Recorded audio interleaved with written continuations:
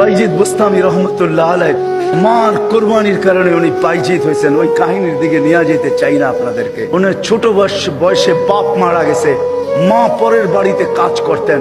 2 দিন পরে ভাবছেন, আমি যদি এইভাবে ছেলেটাকে কোথাও না দিতে পারি তাইলে আমার ছেলেটা হারায়া যাবে। আমি তো মা পরের বাড়িতে কাজ করি।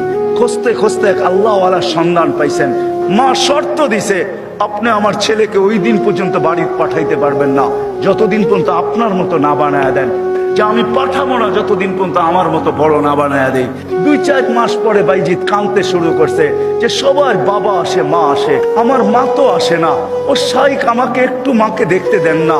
তো শাইখ বলছে, তোমার মার সাথে আমি ওয়াদাবদ্ধ, আমার মতো না বানানো ব্যতীত তোমাকে পাঠাবো না।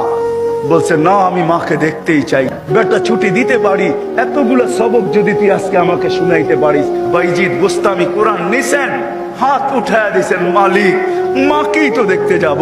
বাইজিদ যখন হাত তুলছেন, সে পৃষ্ঠা উল্টাইতে ছিল, কোরআন তার ভিতরে গাঁথতে ছিল। যতটুক সবক শাইখ দিছে এর চেয়ে বেশি যায় বলছে শাইখ রেডি হয়ে গেছে।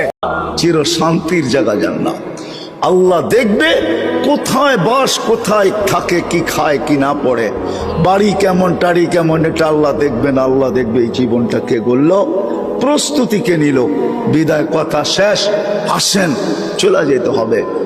সময় বড় অল্প, 60-70 বছরের বেশি না, অনেকটা কেটে গেছে। যুবক, তুমি যৌবনে পা দিয়া ফেলছো, নারী নারীত্বে পা দিয়া ফেলছো, পুরুষ পুরুষত্বে পা দিয়া ফেলছে। যেই জায়গায় আছি এখন দাঁড়ানো, বয়সের একটা সময় কেটে গেছে, বাকিটুকু পাবো কি পাবো না কেউ জানে না। 60 তো বলতেছি, আমি জানি না আমার বয়স আমার, অথচ আমি জানি না কতটুকু। দেহ আমার, কিন্তু একটা অঙ্গ আমার কন্ট্রোলে না। কি আমার কন্ট্রোলে? মনে হয় বোঝেন নাই। আমারটা কি আমার কথা মতো চলে? তাইলে আমার দাড়ি পাকলো কি করে? আমি তো পাকতে কোনোদিনও চাই না। তাইলে আমার গা, আমার চেহারার ভিতরে বয়সের ছাপ কি করে আসলো?